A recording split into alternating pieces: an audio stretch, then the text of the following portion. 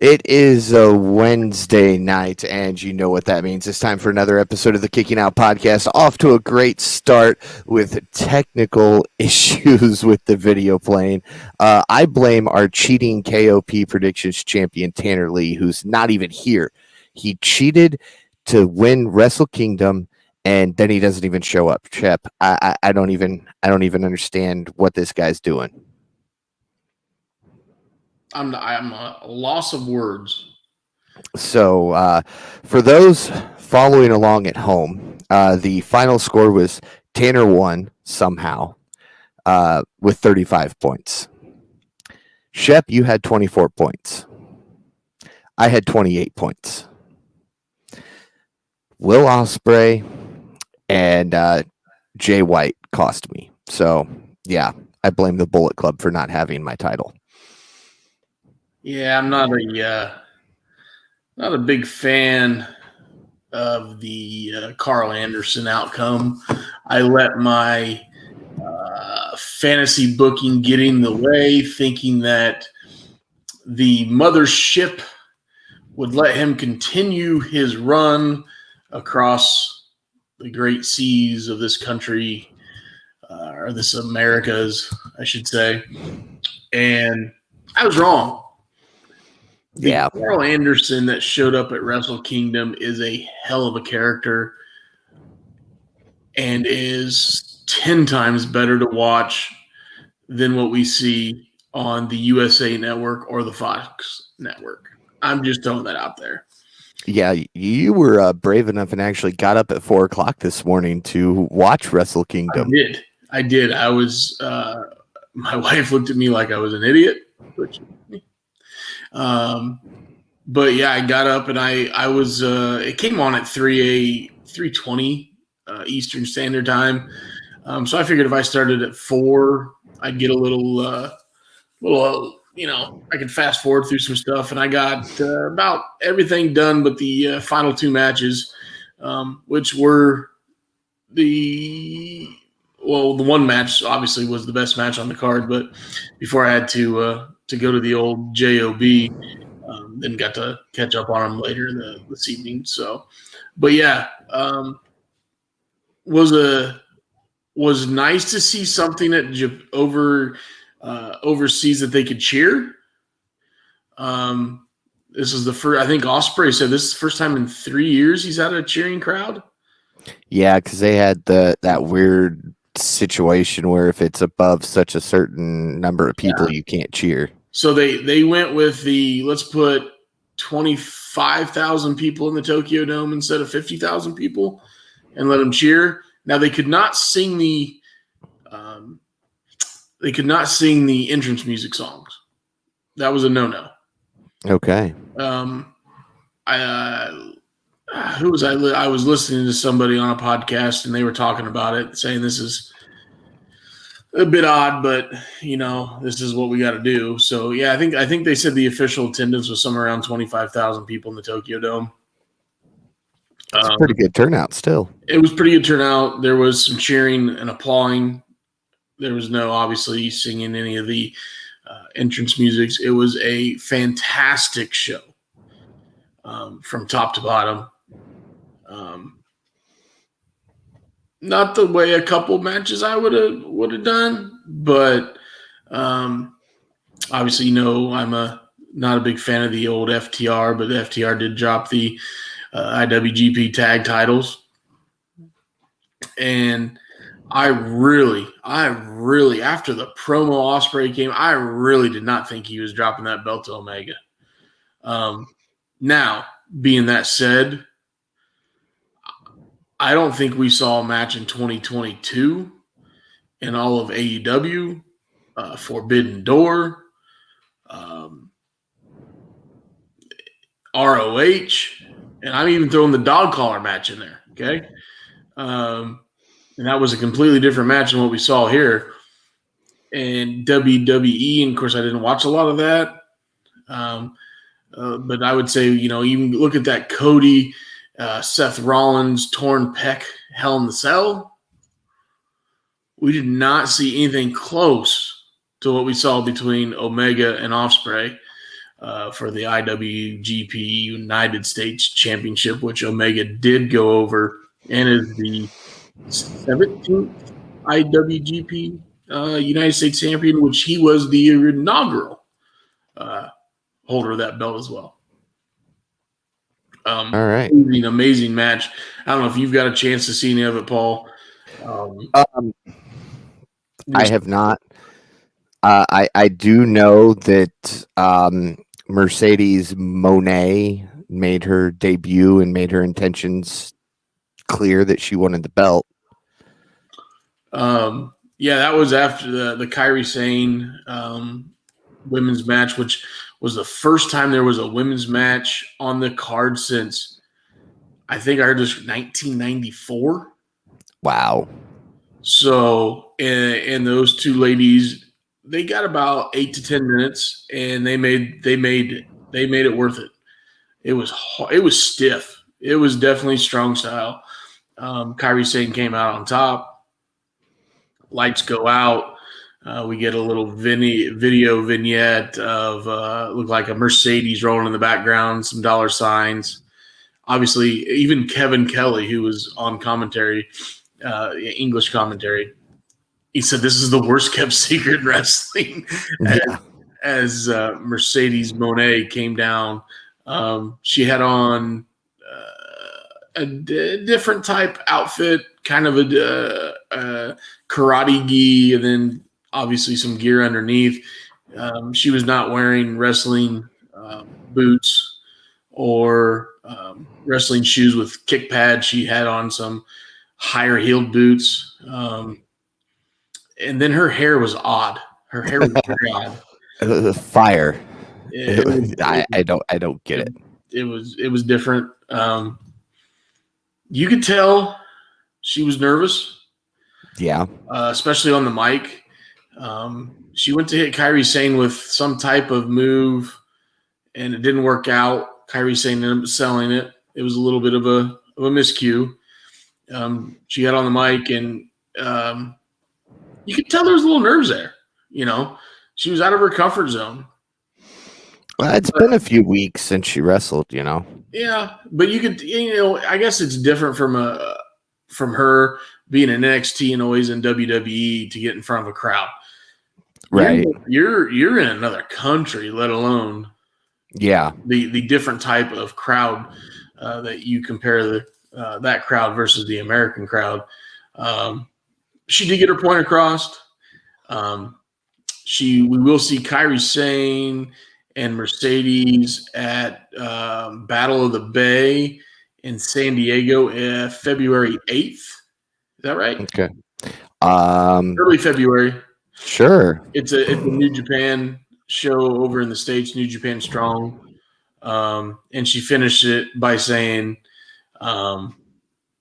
she's the boss and she's gonna bankrupt her bitch or something like that. She had a couple boss references in her promo, which I thought was key. And then she was out. But yeah, definitely like Kevin Kelly said, the worst kept secret in professional wrestling of a long time. All right. Definitely the worst kept secret. But there was something in tonight's Dynamite that the internet blew up about, which we'll get to later. But yeah, unfortunately, that thief Tanner is still champion. He cheated somehow. I don't know yet how he did it, but I plan to figure it out. So he will not put it up at Battle of the Belts, apparently. So I guess March 5th is the next time we get a challenge for this belt. And after tonight's announcement, I don't think I can stay up till 4 a.m. watching that one. Sean Ross Sapp made a comment after the MJF Danielson promo, like, wow, this is going to go till 4 a.m. now. Yeah. Wow. Yeah. Or you have 8 matches total. One of the two. I would rather have the 8 matches. You and me both. But yeah, so let's go ahead and dive into tonight's Dynamite when we get done. I know you listen to FTR's podcast. We'll talk a little bit about that. I haven't yet, but I want to get your thoughts on it anyway. Tonight's show starts out. We get a look at the new stage. I'm kind of digging the new layout. Man, I kind of like the old one better. I like the I tunnel. mean, I like the tunnel, but I like the more lights, the more screen. I love commentary's new desk. It's not a folding table anymore. Is it too much WWE though? It is. It is. It's a little right there. It's like WCW trying to be WWE at the end. Yeah. And it concerns me a little bit, but again, who's not to say it doesn't change next week? Yeah, I know. Yeah, I know you. I know people want to see the fresher, a refresher or whatever, but yeah, I like the classic tunnels. I know that you still have the left side, right side, heel side, baby side for the talent to come out of, but it's more prevalent when there's tunnels on angled on each side of the stage where you can watch them come out. Here it can be lost, especially if you're watching at home. It can be lost by depending on what camera angle they use. So yeah, I mean, that arena tonight was a lot bigger arena than they normally run. Yeah. So yeah, that bigger stage looked better in that arena, but it's not going to look good in Indy. No, I think it'll overpower Indy almost. It might blind us. I don't know. We'll have to see what November brings, because I'm sure it'll be November again. We start off the show with Jericho versus Ricky Starks. Starks picks up the victory here, which I was not expecting. I expected it, but I didn't expect it how he got. I either expected a surprise victory or a dirty victory on Jericho, which I thought we were going to get with the bat to the face from 2.0. And the way he hit him, I'm thinking, okay, hey, you can put Jericho over here and not hurt Starks. Yep. So I don't know how I feel about getting hit in the temple with a bat and 30 seconds later miraculously just coming back to life. Hitting a spear and getting the win. Yeah. So yeah. I would have rather Jericho gone over with the dirty victory. Again, that's not going to hurt Sparks. And guess what? Tony?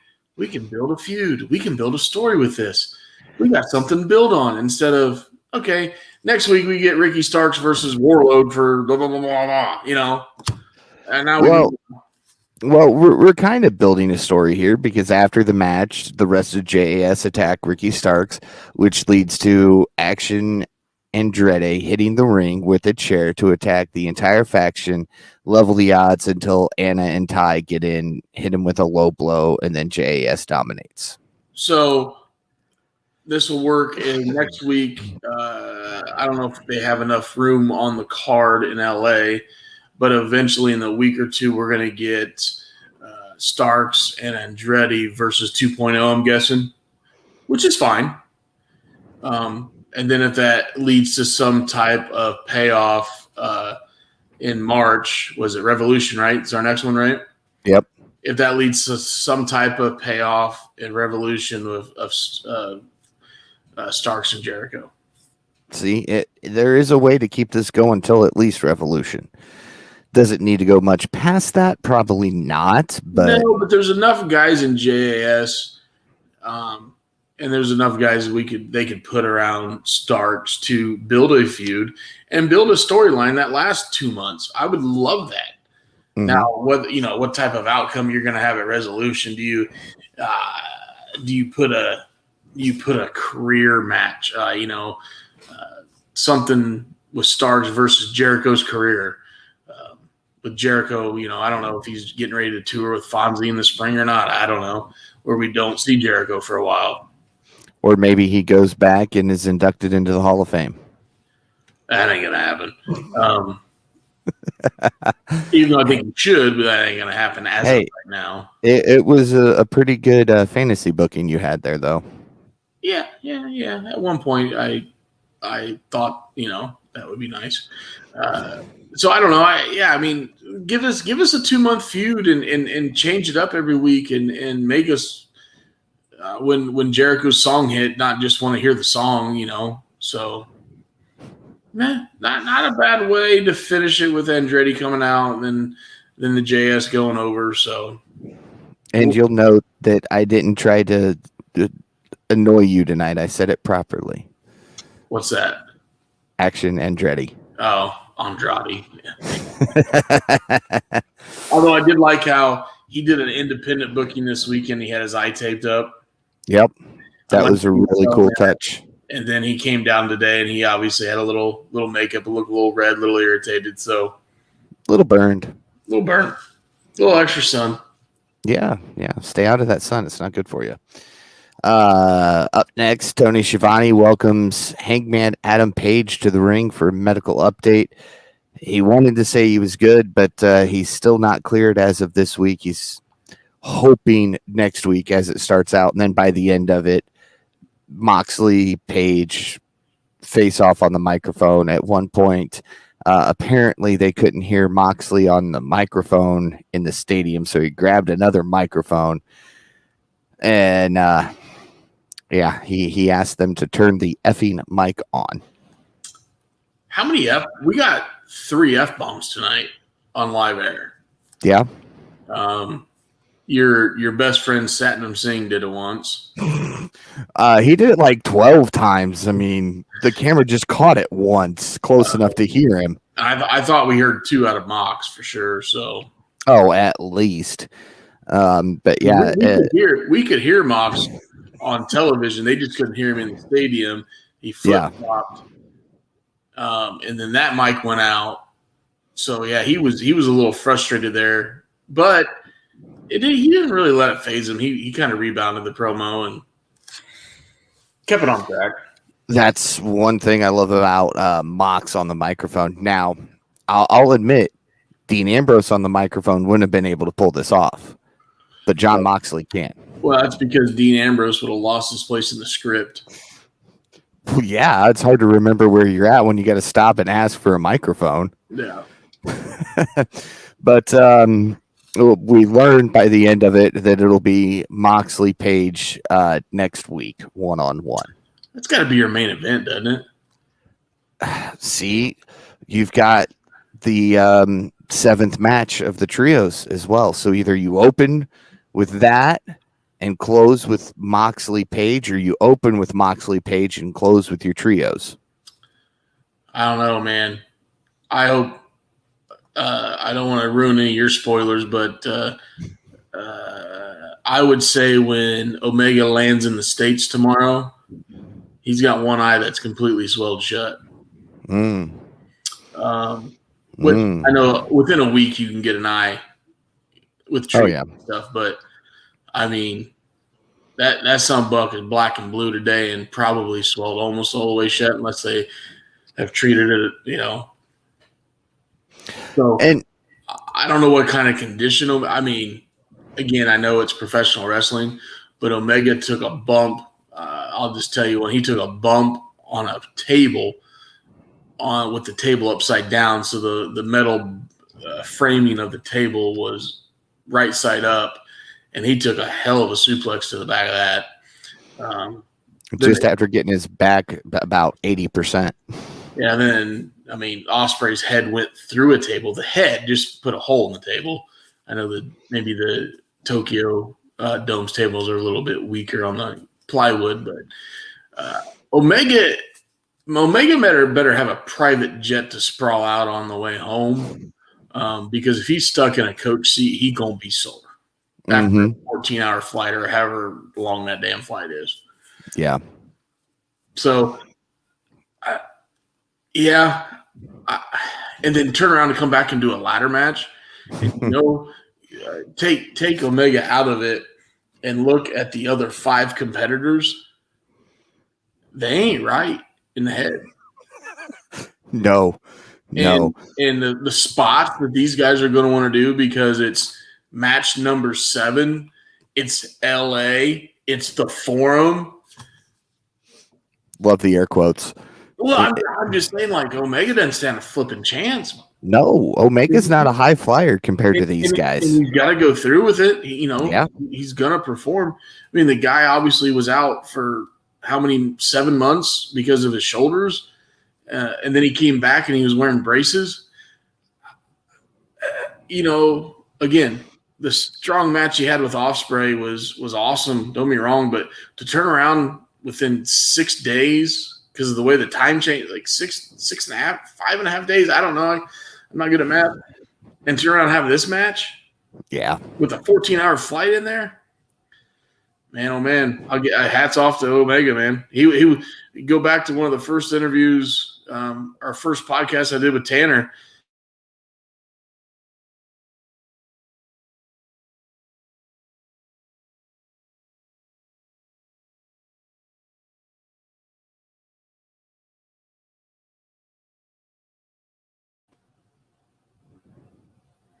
I think we're back. We're back. I I don't know know if I got it or not, but I got to one of the first podcasts you did with Tanner. one of the first podcasts I did with Tanner, he asked me my Mount Rushmore and the final guy. And I told him it was kind of a rotating guy, but I put Omega in there. And after what I saw this morning, tonight, and then he's going to turn around and do this crazy of a match next weekend on Dynamite. I mean, that might not be a floating, rotating guy anymore. Well, he is the best bout machine for a reason. He still has them damn jazz hands. and trust me, they were in full force in Japan. So the outcome of this match, I've seen the internet. I don't understand it. I don't understand wrestling fans anymore. I'm sitting here going, hey, great, Kenny won this belt. And then I get on the internet and everybody's like, oh, great, AEW's got yet another belt. What are we going to do? Give the custodian a belt now? It's better than the librarian. Well. Sorry. Well. Here's the thing I hope. I hope we see, obviously, New Japan's got an event in San Diego in February. Maybe we get a rematch. Maybe Ospreay comes over and has a little run on AEW. I mean, we saw it. We saw it a couple times in 2022. He was thoroughly enjoyed, I felt like, by the AEW fans. Absolutely. And with Carl Anderson being probably gone now from New Japan for good, there was a little bit of a hope there. I thought we could work together their trips, but obviously not. I think you got to keep that relationship open and trade talent back and forth. I mean, there's some hellacious talent in New Japan, and there's probably some great talent at AEW that is not getting some television time that can go back over there. So why not keep that open? All right, we're going to go down a rabbit hole here. It's only the 23 minutes in. I mean, it's our first one. With Carl Anderson losing the belt and probably being done with New Japan, what do you think that means for the AAA Tag Team Championships? Do you think they're going to change hands next event? Yeah. I read a little thing about Conan made a comment about Sammy and Tay, how he likes Sammy a lot. The excuse he got from Tony was a certain female wrestler got COVID, and they had to replace him with Tay. But that was the third booking AEW had pulled Tay out of. So he was done. Yeah. So now, obviously, NXT is going to want to have. I've looked at a lot of odd names today. Help me, the wrestler. Dragon Lee. Lee. Sorry. I would say if he got one successful title defense in AAA, that would be a big win for AAA. I don't think he'll get more than one, and then you won't see him in AAA for a while. All right. Just because of who it is. Not saying that you can't have an open relationship. Wow, that sounds like a weird couple thing, huh? Not that you couldn't have the open trading talent back and forth, which I think is best for business and better for business. Yeah. It gets us marks, whatever you want to call us, it gets us to buy, to pay the whatever to watch it. Because, I want to see him. 999 yen. 999 yen. I looked at that and I'm like, I better hit the translate button. $7.88 or something like that. Anyways, but yeah, I enjoy the talent. Now, don't flood it. Don't do it every one. Give us 2-3 events a year. Would be awesome. I mean, could you imagine some of the talent that could show up at the Rumble at the end of the month in Japan? Yeah. How about having Tama Tonga show up? Just beat Carl Anderson, right? Have him eliminate Doc Gallows. Come on.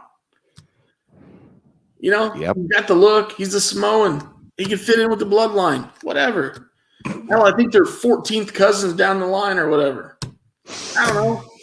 14th cousin, 13 times removed. Yeah. Anyways, yeah, that's a rabbit hole. That's a rabbit hole that you could have a 3-hour discussion of how these major promotions could trade talent, and both of them can benefit. Both of them can make money. End of story. Now, Triple H has a little bit more open mind than his father-in-law. Yeah. But I don't think he has as big as open mind as TK. No. I don't think he drinks enough coffee as TK does. So maybe we should get Trips on some coffee. Coffee's good. Coffee. Drink the coffee. Drink the coffee like TK. I love coffee. I blink too much to be TK. That man never blinks on camera. He's got big tear ducts. Yeah, well, you know what they say about people with big tear ducts. They're insane. They drink too much coffee. All right. Anyway, back to tonight's Dynamite. Have we made the first match yet? Yeah, we made it to Hangman segment, which was the second part of the show. Okay. Now,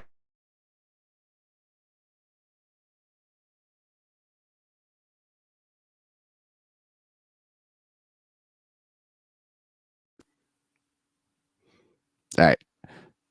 Are you back? Okay. So it's the Acclaimed versus Jeff Jarrett and Jay Lethal for the Tag Team Championship. Max Caster comes out with his usual rap, claiming that TNA stands for Total Nonstop Acclaimed. I don't know. I liked his rap about Jeff Jarrett's wife on the internet and compared him to Skip Bayless. Obviously, Skip Bayless is taking a lot of heat with his tweets about the Monday Night Football game in that scenario. So to compare the two, obviously being a pretty hot topic, it got a hell of a pop. And I noticed it got a smile out of Jarrett.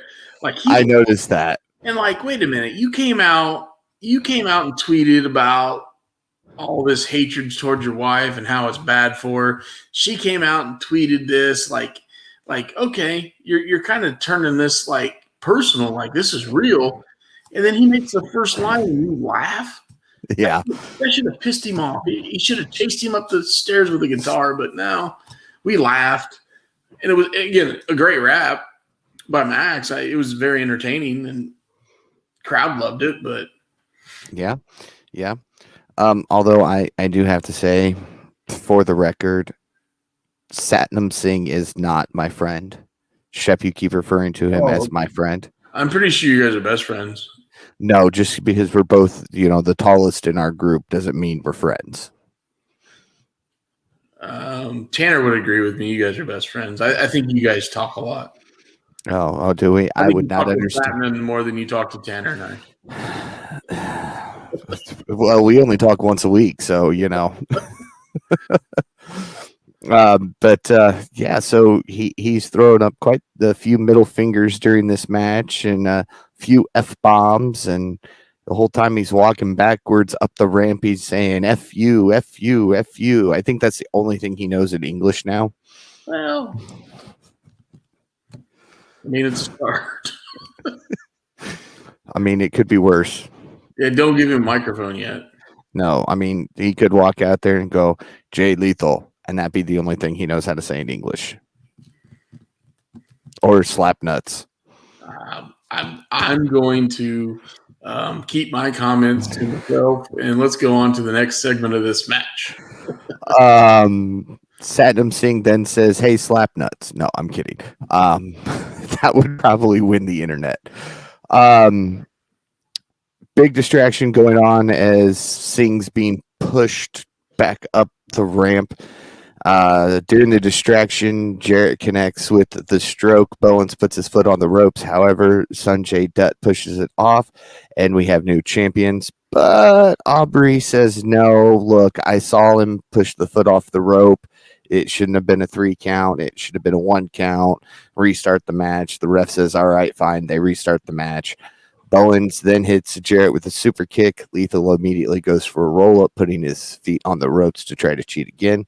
However, Caster pushes him off, and Bowens reverses to defend the titles. At first, I was going to get really mad. I did not see Aubrey close to the ring for that decision. So, I mean, if you're going to exchange the titles, that would have been a way to do it, because obviously it doesn't hurt the Acclaimed as much. But in that short 30 seconds, I'm like, we're at least going to have a week or two of listening to these jackalopes. And I like Lethal, and I like Jarrett. Now, I like Jarrett when he reinvented himself and came back as that new outlaw character in GCW. Mm-hmm. Dressed in black, had the really dark promos,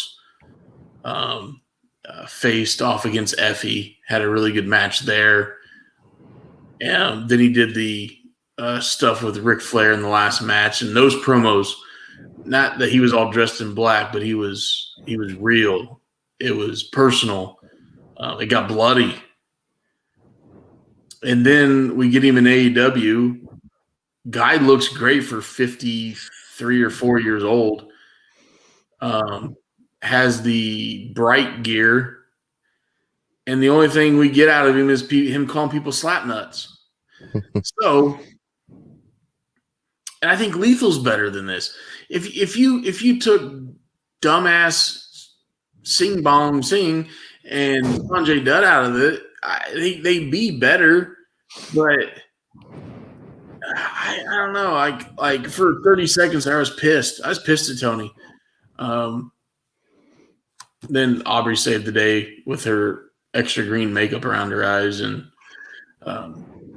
shout out to Chris Statlander with that one. we got the finish we obviously needed and deserved. Yeah. But yeah, that was my take on that whole scenario. And then obviously getting a little off track, but.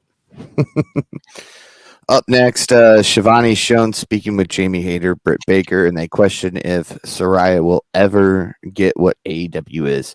They claim to be originals who have worked their way to the top of the division. Baker puts over Toni Storm and Hikaru Shida, so she's not sure why Saraya hasn't chosen her partner yet.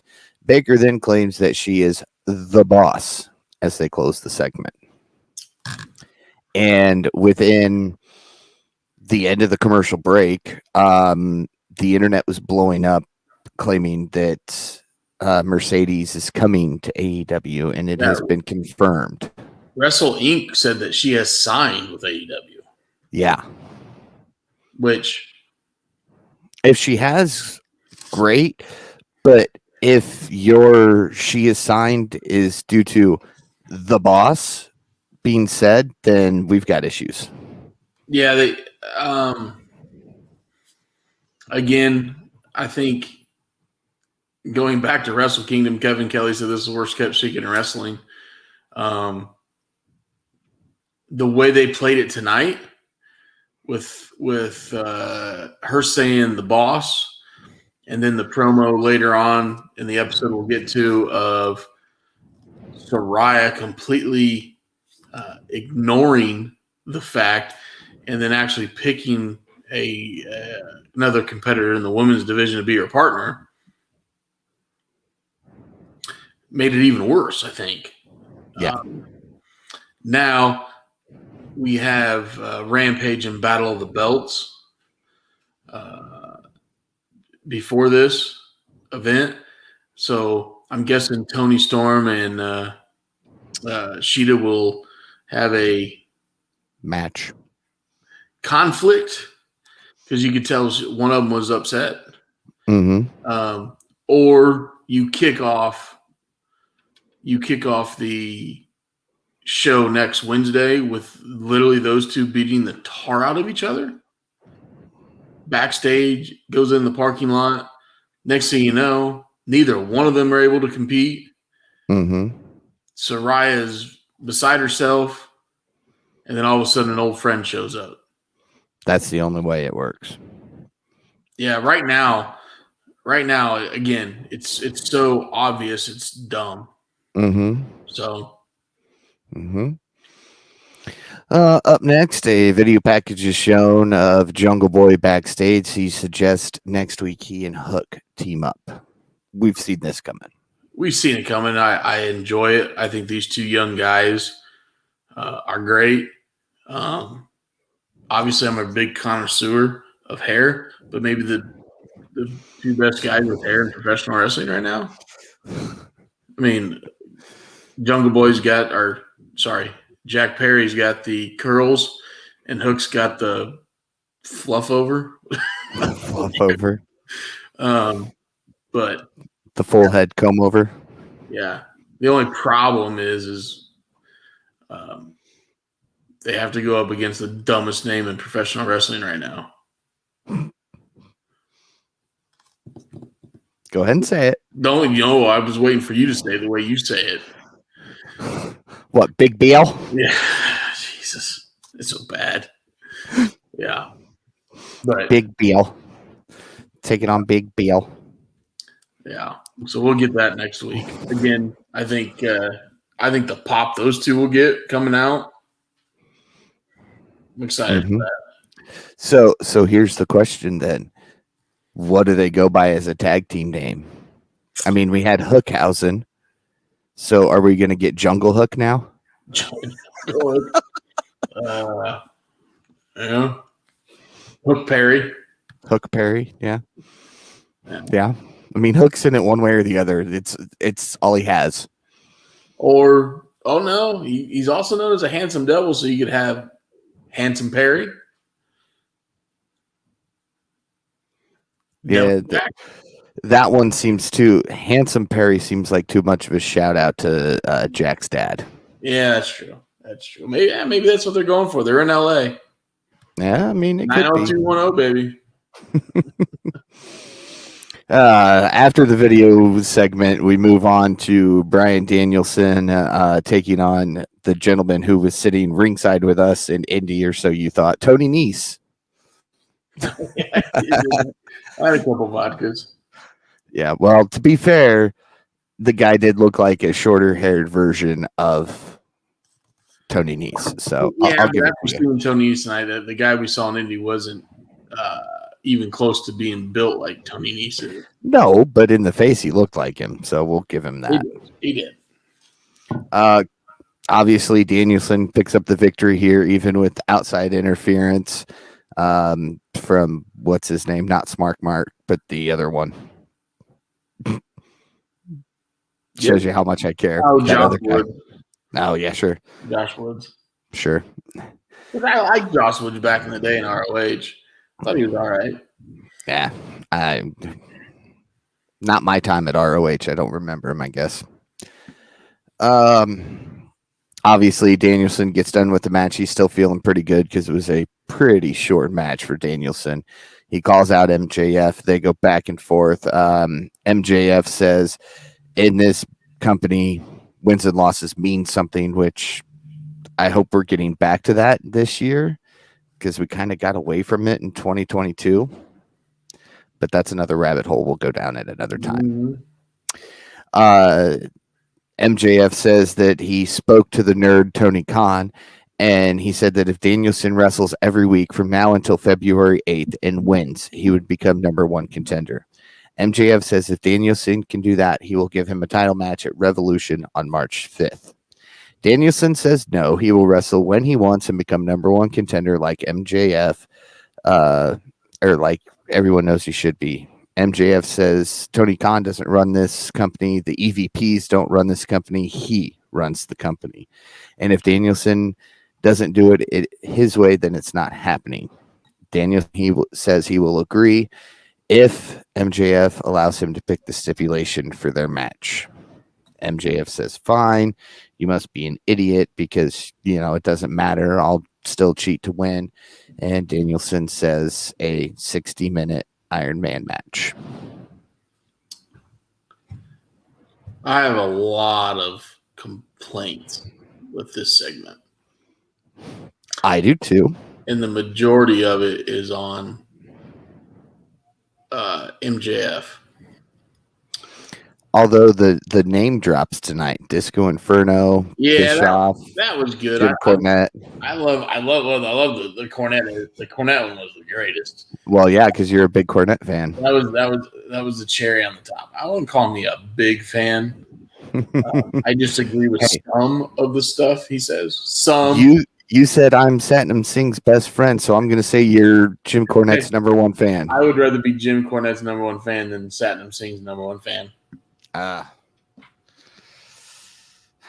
Both of those are terrible ideas. So, anyways, all of a sudden we're getting MJF, Jericho. Let's run the gauntlet. If you run the gauntlet, you can face me. I feel like that's what we're getting. So I feel like this is repeat booking. Mm-hmm. The only thing we didn't get tonight was MJF screaming his opponent for next week.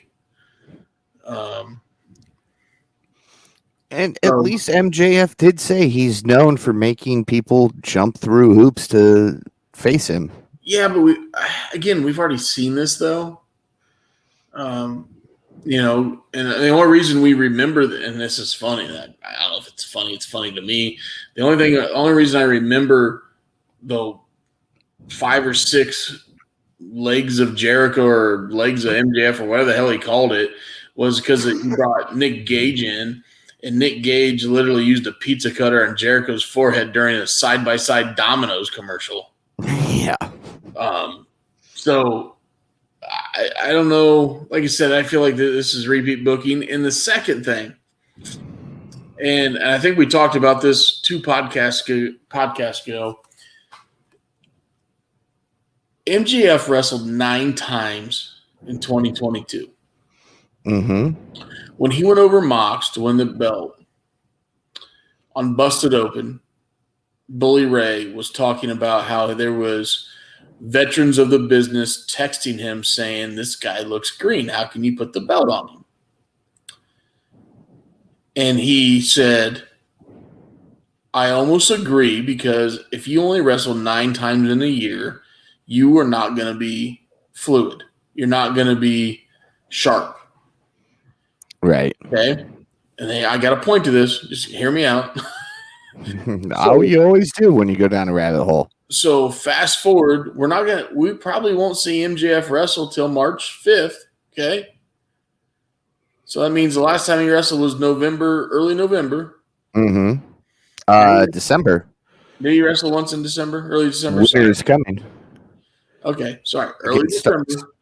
So now we're going to go away to March. And you expect him to go 60 minutes, okay, with 3.5 months in between matches? Where a guy like Brandon Daniel is wrestling every week? Well, I think that was it's a bad point, but that's kind of the point Danielson was going with when he said, I'm going to expose you for the fake you are, or I'm going to expose you.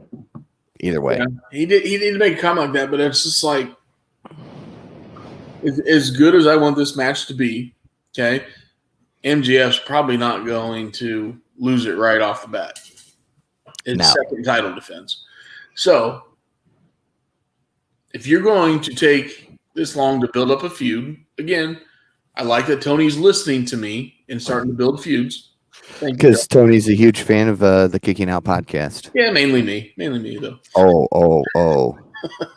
Well, it's definitely not that champion who never shows up. He's, like you say, he's eating some frosted cake. Anyway. Hey, whoa, careful. That could be a whole other rabbit hole. It's true. In today's terminology. But if you're going to spend this much time, we're January 4th, right? January 4th? Yep. Yeah. And you're going to go 2 months and build a feud. I like it. But that means you're not – I bet you even if you get in a tag match between here and there, you're only going to see MJF wrestle maybe once. So unless he, rolling around on the mat 2-3 times a week. Yeah, he is. He's training at the Nightmare Factory. I don't know. I don't think that's true, but I don't either. But hey, I recently discovered that they do have a championship belt in the Nightmare Factory. Because there was a girl. Yes, QT Marshall holds it. I don't know. I've only seen one, and it was a women's belt, and QT's not holding that one. Well, that's good. So it's definitely an indie wrestler who's been training there, trying to get seen on the big scenes while continuing her run on the indies. So don't ask me her name. I'm good. Anyway, just saw it. That was my beef with that segment. Max is great on the mic. We don't have to talk about that. I thought Brian was better on the mic tonight. He was. So kudos to him, his home area.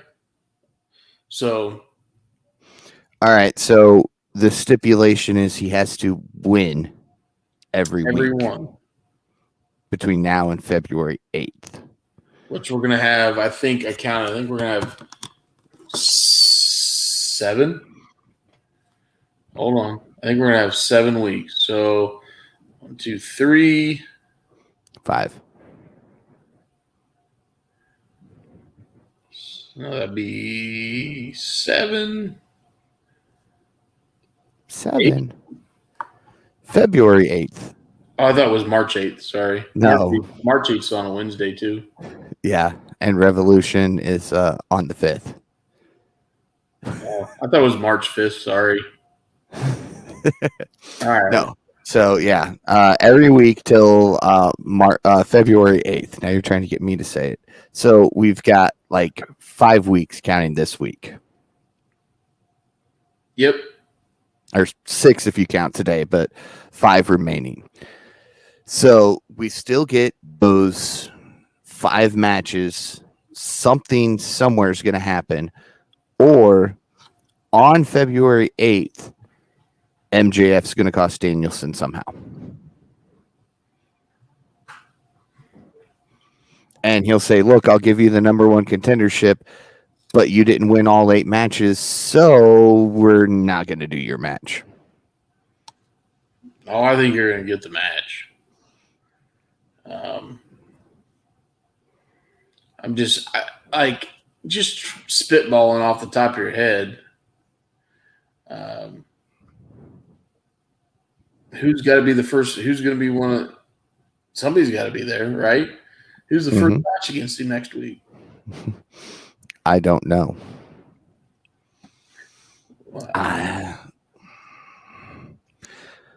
Is it going to be a no-name talent?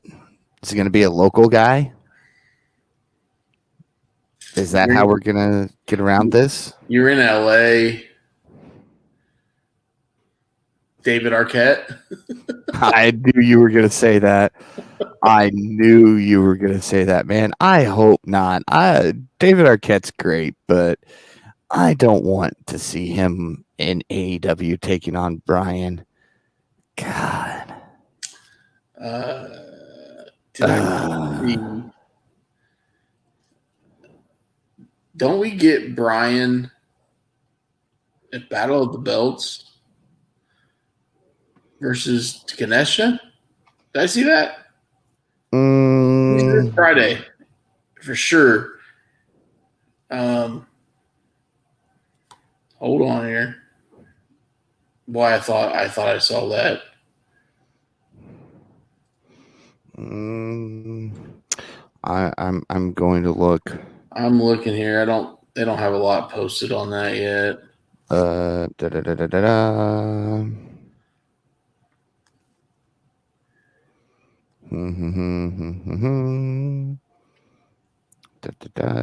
Lots of Wrestle Kingdom talk. Lots of this is what happened when we went off the air.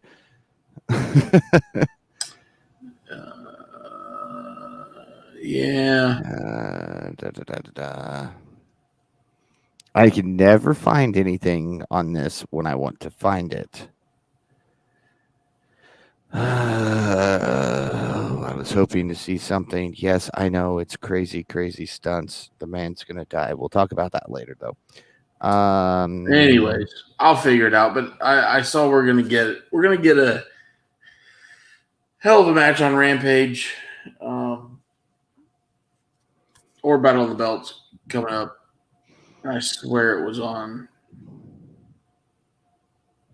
I swear it was there, but I watched a lot of wrestling in the last.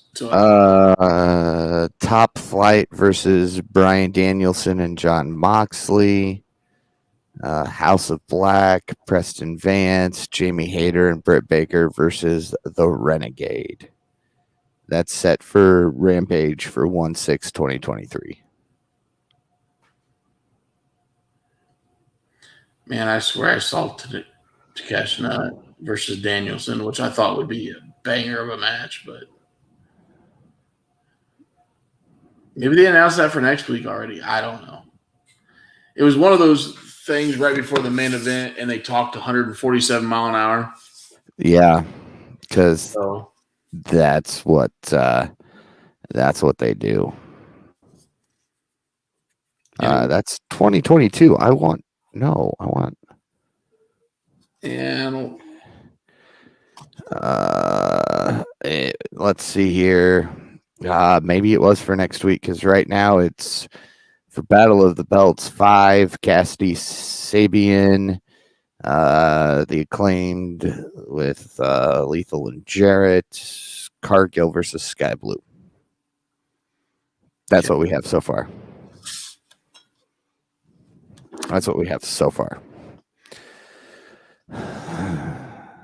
That I'm seeing. All right. Keep on going. Yeah.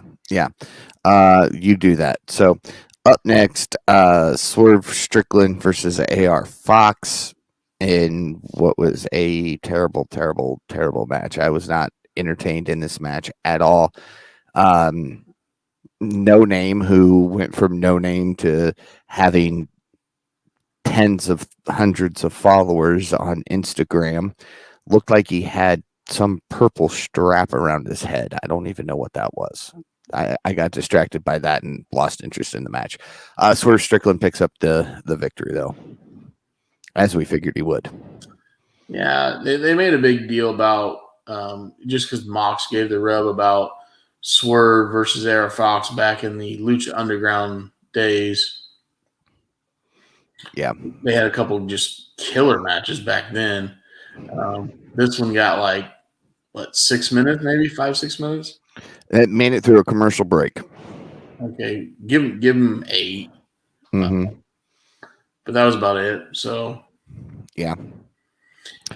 I don't know. There was a weird segment towards the end of the match where one of Swerve's henchmen hands him something, but I didn't see, and it looks like he kind of saved AR from falling, is what it looked like to me. Not that he handed something off, but yeah, they made a comment about they hand him brass knucks or something like that. well, they said he handed him something and it neutralized him, and nobody knew what it was.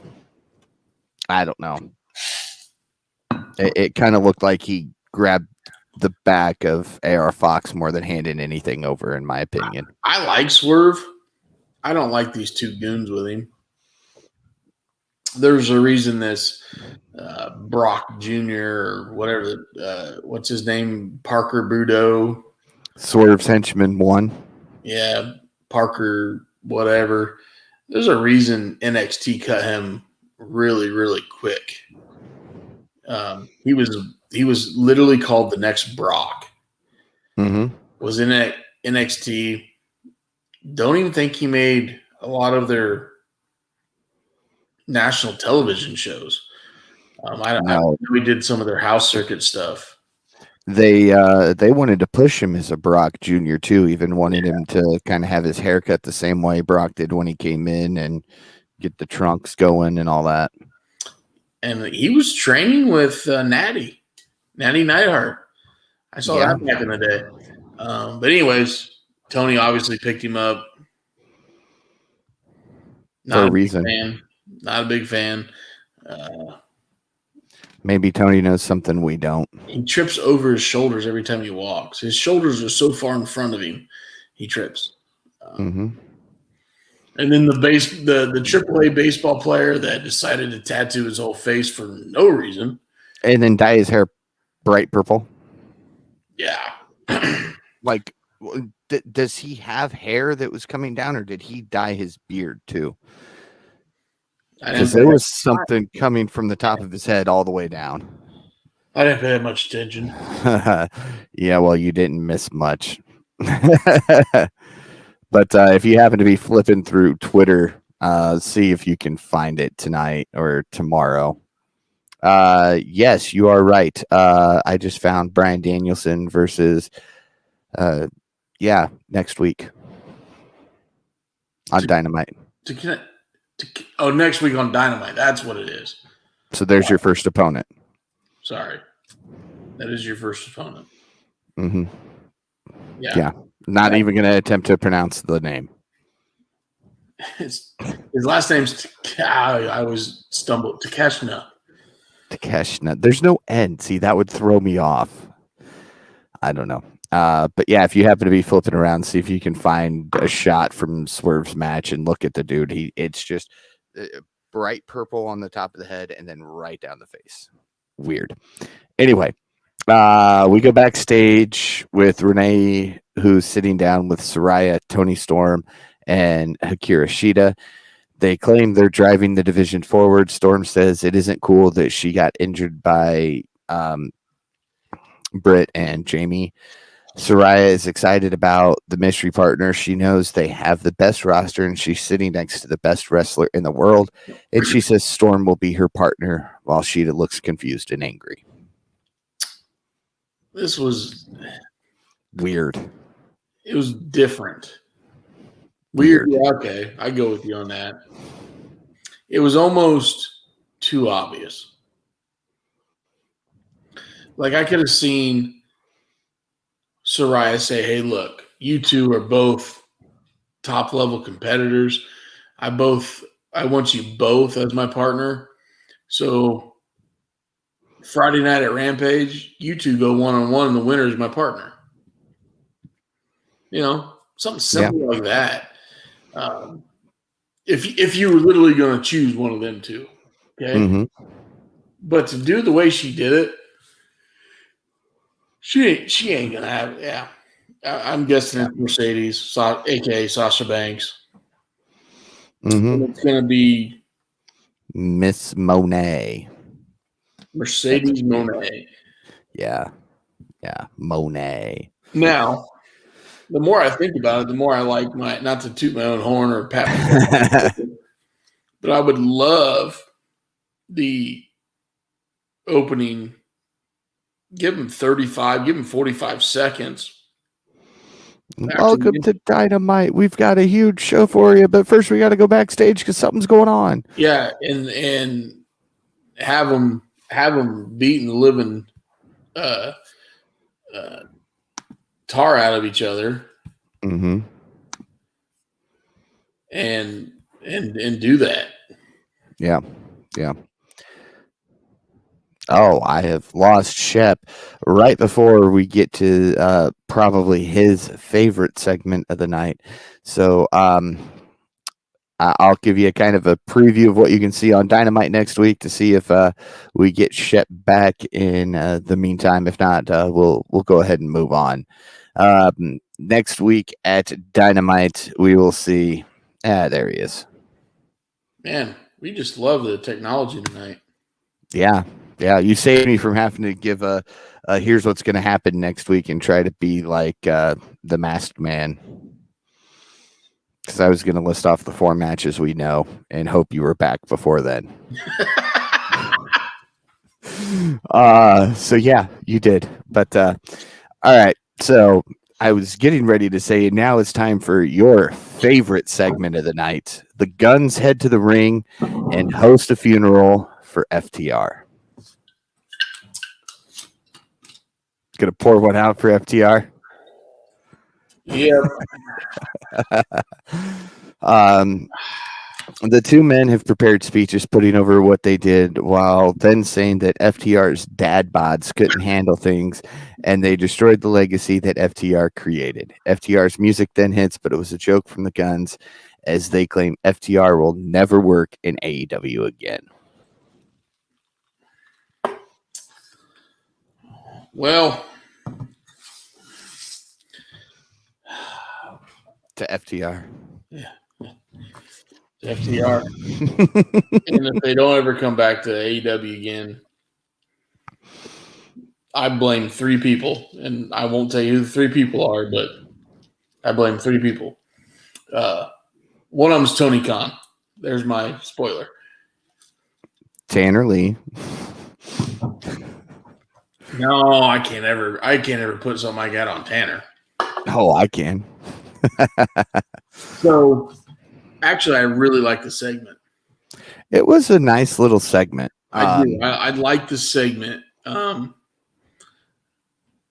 because those guys have lost 4 matches in a row.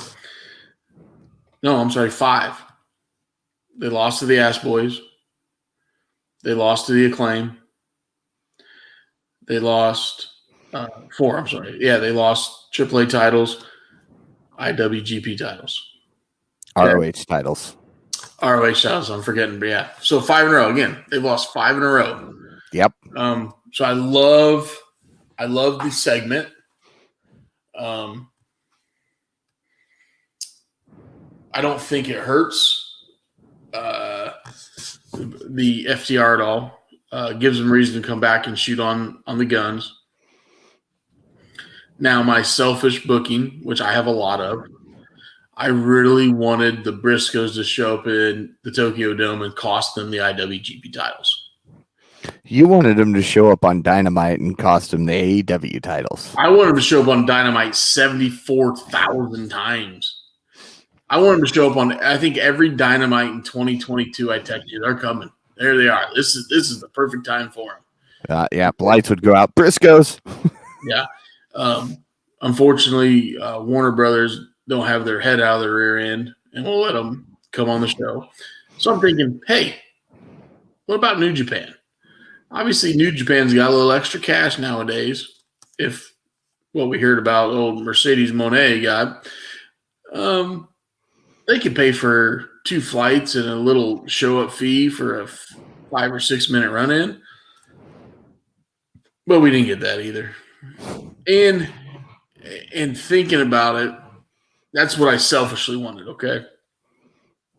thinking about listening to Dax's podcast, and he come out and tell you he decides like he doesn't rehearse anything, and when he wants to lose or tap, hey, this is how we're gonna do it, and I'm doing it. I'm tapping out. You're going over.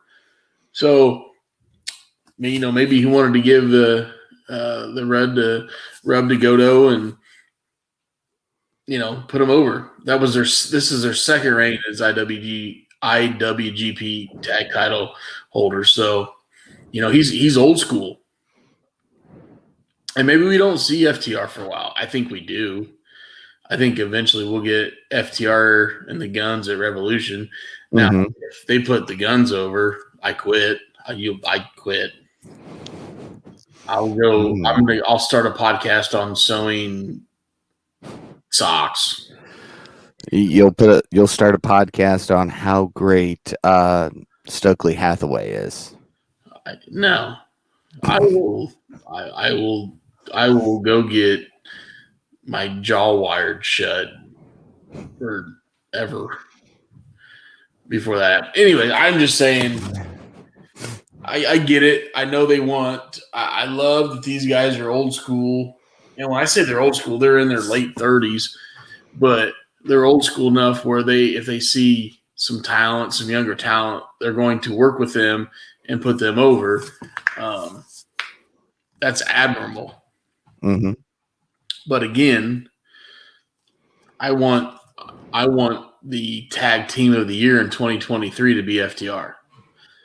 I don't want it to be the Usos. I don't want it to be the Acclaimed. I don't want it to be the Briscoes. I don't want it to be, not GOD anymore, but, I don't want it to be, oh, geez. I watched too much wrestling today. I'm just saying, I want them to have a better year than they had in 22, and I thought 22 they had a hell of a year. So, yeah. All right, semi-main event time. Jade Cargill, Red Velvet, Kiera Hogan, Sky Blue. Jade Cargill. Jade wins next. Yeah, 47-0. I don't see how they're doing this because it's tag. I don't like. I saw that too, and I'm like, what? That's where the last few of her wins have come from. Is been in tag matches, and I don't like that. They didn't even do that with Goldberg. Well, Goldberg didn't team with anybody like ever. Well, it's because Goldberg couldn't make it to the next tag. Goldberg couldn't last more than 2 minutes, so he'd have to go out there for a minute and a half, tag in, come back in with 30 seconds left in the match, and win it. Yeah, what? And we've already got it. We've already saw Cargill and Red Velvet before. Yeah. That's how Cargill came in. Red Velvet was teaming with Cody, wasn't it? Wasn't it Cody and Red Velvet versus Cargill and Shaq? Yep. Yeah. Because Red Velvet replaced Brandy, who was pregnant. Yeah. Yeah. So. Because she had to go screw up the storyline and get pregnant. Well. So then you bring in Red Velvet, who at the time looked a lot like Brandy. No offense to Brandy. I enjoy her YouTube stuff, her restaurant reviews and cocktail reviews. It's all good, but I don't think I would want to see Brandy versus Red Velvet. I saw Brandy a couple times in ROH and a few times in AEW before she quit performing. And yeah, and maybe it's because we compare her to her husband, who we all enjoyed watching, and it's like, ugh, it's just not good. Or maybe it's just because she just can't wrestle. I was trying to give her a benefit of doubt, Paul, but I mean, you just went for the heart. You went for the jugular, but. Well, okay. When, Cody left the other company that he's at now, and he couldn't go by Cody Rhodes, Brandy was allowed to go by Brandy Rhodes. And while she went by Brandy Rhodes, she barely won anything. So she gave the Rhodes name a bad name. in my opinion. I'm still trying to figure out how a woman who marries into the family gets to keep the name, but the kid who was gifted the name because of his dad can't use it. Well, that was the politics of the time. And I got to be careful what I say because Tanner's going to start calling me Eric Bischoff if I'm not careful. You don't have that much gray hair, do you, Paul? No, but he said next thing I know, and he sent me a gif of Bischoff saying, "Vince, you can't do that." And he said that's what I'm going to be saying soon. And I'm like, no, that'll be Shep. I'm more negative than any of you two on this podcast, so. You're the Jim Cornette of the podcast. Wow, thanks. Hey, the man is doing great for his podcasting stuff. All right. So I was giving you a compliment. He is, and he keeps it real. And so. I like Brian Last. I think Brian's great. I just don't agree with some of their views outside of wrestling. I'm just talking strictly wrestling. That's all I'm talking. I agree, but they have a lot of outside views of wrestling that they talk about on their 2 to 3 hour podcasts. We made it about a quarter of the way through one on our way back from Indy. Yeah, and it was, again, I don't mind listening to them. Their stories they talk about, Jim's stories he talks about from the territory days on the road. Love those. Those are awesome. Mm-hmm. So, but yeah, the other, you get into, they hate modern day wrestling. It's very rare for them to give, if we have a hell of a Dynamite, even a hell of a SmackDown or Raw, for them to give a compliment on a match, it's few and far between. Very, yeah. All right. Next, we go backstage to Renee again, and she says there's now a no holds barred match at Battle of the Belts as Jeff Jarrett and Jay Lethal challenge the Acclaimed once again. That was such a quick segment, I didn't even realize what Renee said. That was that for me. And now it's time for the main event: Samoa Joe versus. My screen wasn't froze. I was just seeing it. I know. No, I realized it wasn't frozen. I felt you were kind of on the same page as me. As that just did nothing for anybody. It was pointless. Move on. Okay. Main event time: Samoa Joe, Darby Allin, TNT Championship match. Pretty interesting match. Joe came down and immediately put his hands on Nick Wayne, which led to Darby Allin diving onto him, grabbing the skateboard and hitting him with it. We get an ollie onto the back. We jump off the ladder and tweak in a knee, and he climbed to the top of that ladder and went, all right, yeah, this just confirms that the dude ain't making 40. He almost fell. He did. That ladder got very wobbly. Scared me for a second. Let's back up a little bit. Joe comes out and immediately puts his hands on Nick Wayne. Nick Wayne was at the time, I think he was 16 years old and signed a developmental contract with AEW. Predominantly, he works with GCW. And one of the things in his contract was like, look, before you come to AEW full time, you have to graduate school, some type of schooling. I think he's still in high school, isn't he? Yeah, he's like a 17 or 18-year-old kid that literally travels around the United States. He even did a trip in Europe in 2022. He's a high school kid, gets passing grades in high school, and still wrestles on the weekends. So he's not your typical high school kid that's going to the homecoming dance and football game. But his dad was the trainer of Darby Allin. Yes. So Buddy Wayne is Nick Wayne's dad, and Buddy did train Darby. So Darby and Nick have a connection.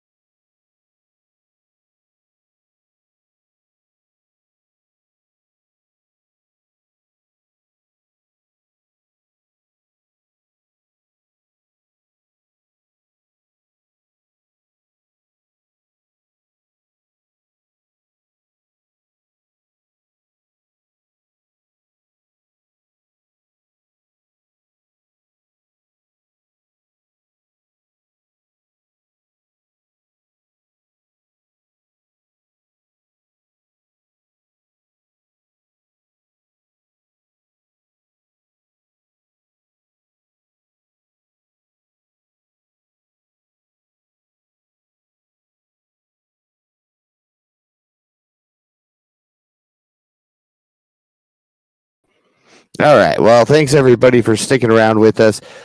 We've had some crazy technical difficulties throughout this entire thing. I think we're back finally. I'm back.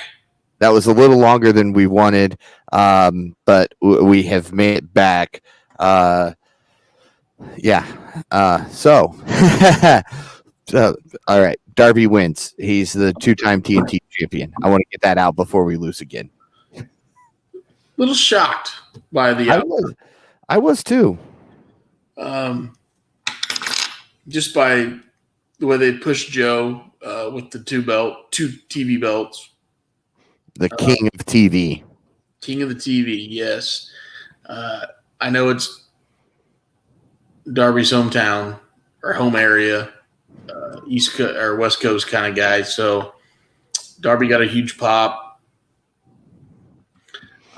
I don't see like all of a sudden now. What are you gonna have a Darby Warlord Joe 3-way? That would just be, to me on paper, that just makes me cringe. Yeah. Even tonight, if you didn't have Darby jump before the bell with the skateboard, the ladder, if you didn't have that, Darby going over would have been really, really, really hard to believe. Oh yeah, and that's how he's won his last few big matches. Is he gets them before, but yet he's still booked as a babyface, and heels are normally the ones who do the attacking. Yeah, but Joe took, for a guy like Joe who's had concussion history, Joe took some bumps tonight that I thought were very aggressive. Yes.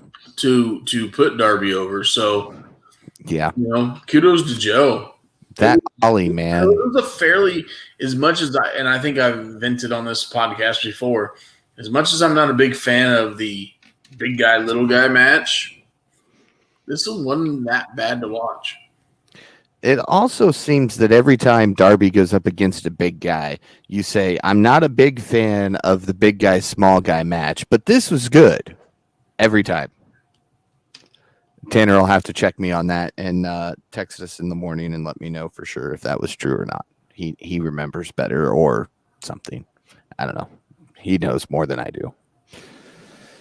Anyway, so before we have any other things, Shep, let's get to your wrestler of the night.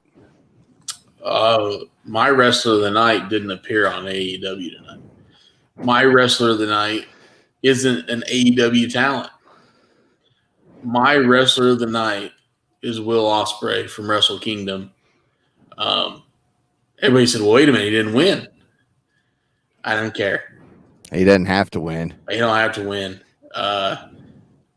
What he performed in the pre-match promo the day before with Omega was one of the best.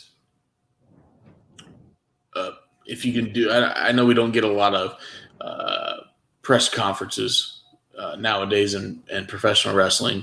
Right. But that press conference with him was amazing. And then he came out and put on a 35 to almost 40-minute match with Omega. And the spots they did, the way they it was awesome. It was maybe one of the top 5 one-on-one matches I have seen, and I'm 40 years old and been watching wrestling since I was 8 or 9. So yes, Will Ospreay, my wrestler of the night, and right now it's going to take a lot for somebody to trump him for 2023. And it's going to take a lot. It's going to take a lot in 2023 to trump that match, period, with Omega. All right. So you're saying match of the year candidate for 2023? Oh, no, not a doubt in my mind. There might be, let's just say you put 5 matches, and I know we got WrestleMania to come. You got a lot of speculations on who's coming to WrestleMania. You got 3 or 4 big AEW pay-per-views. if we have another Forbidden Door pay-per-view coming, yeah, you got a ton of wrestling in 2023 yet. Yeah. But yeah, that's if that's not in the top 5, then we're some spoiled SOBs. Well, we might be some spoiled SOBs either way. So, yeah, no. Just because, we've got 20 different ways to watch wrestling now? A lot. Yeah. Yeah.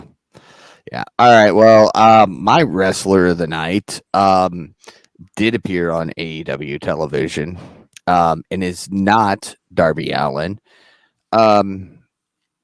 Nick Wayne. Hey, I can appreciate. Nick Wayne has been a wrestler of the night on this podcast before. Yes, he has. You picked him for a GCW show. I picked him for 2 GCW shows he did over a weekend, a Friday night and Saturday night. I think it was up in Detroit back in a while ago. I'm old. Yeah. Early 2022, but he did a weekend loop, and I mean, it was right after they announced his signed, and he had a match with maybe Jordan Oliver and Tony Depp in that weekend, and they were just both awesome matches, So, and the kid, like I said, the kid was 16, 17 years old at the time, so yeah, for him to be sitting front row at an AEW show in his hometown area, yeah. Good pick, Paul. I'll give you a little kudos on that one. Tanner would never give you any kudos, but I will. Yeah, Tanner. If Tanner gives me kudos for anything, it's for being a jobber because, until last night, I was the lowest on the totem pole with points since the last time I won the belt at Forbidden Door. Yeah. Well. So, but hey, Don't get started.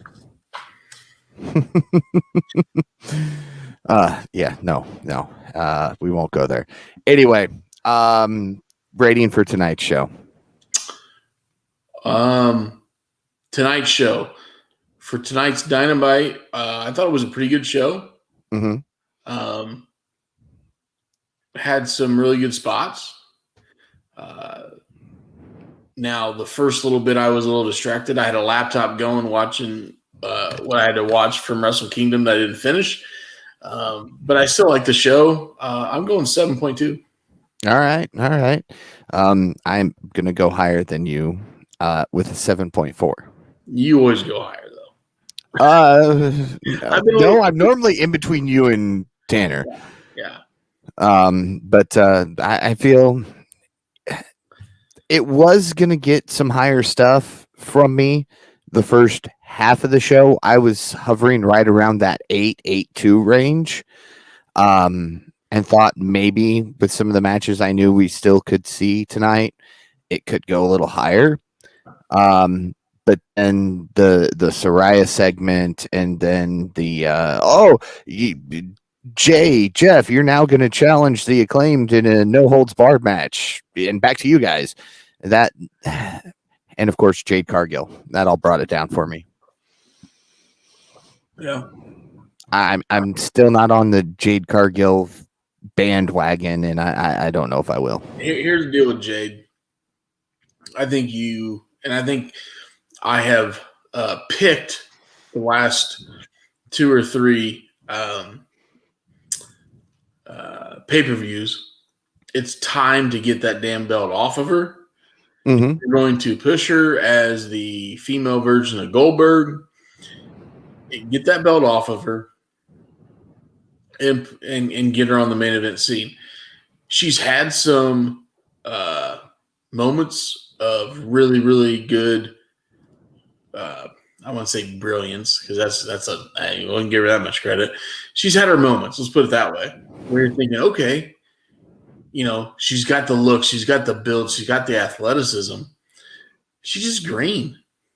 Yeah. I mean, and I'm not even talking about some of her attire she wears because that's all Jade. Yeah. Or money. But she's got some potential. She really does. So she's got potential, but again, I see her like I saw Goldberg. Great to watch for the first, 20 matches, and you could only watch the same move so many times. Yeah, that high boot's all she got. And that's why I think they've moved her into the tag team division, and I think that's why she's winning tag matches now instead of singles, and it still takes up her overall win record because nobody wants to watch her in singles competition right now. We've got a Roman Reigns scenario here. That's a good point. They pushed her too quick. Yeah. But yeah. So, all right. Well, Shep, thank you for joining. Thank you for being the one of the group to sacrifice yourself and get up at 4 a.m. to watch Wrestle Kingdom. Yeah, I'm ready for bed. I relied on Wikipedia for my results and highlights on YouTube. But I might have to go and buy it now. I mean, it was like $8. For $8, it was one of the better shows you can get for $8. I mean, if I'm giving a rating, it's got to be 8.5, 8.6. Yeah, which is a big rating for me. So yeah, you barely break 8.3. Yeah, 8.5, 8.6 for me for sure. So yeah. All right. Yeah, I'll go spend 999 yen.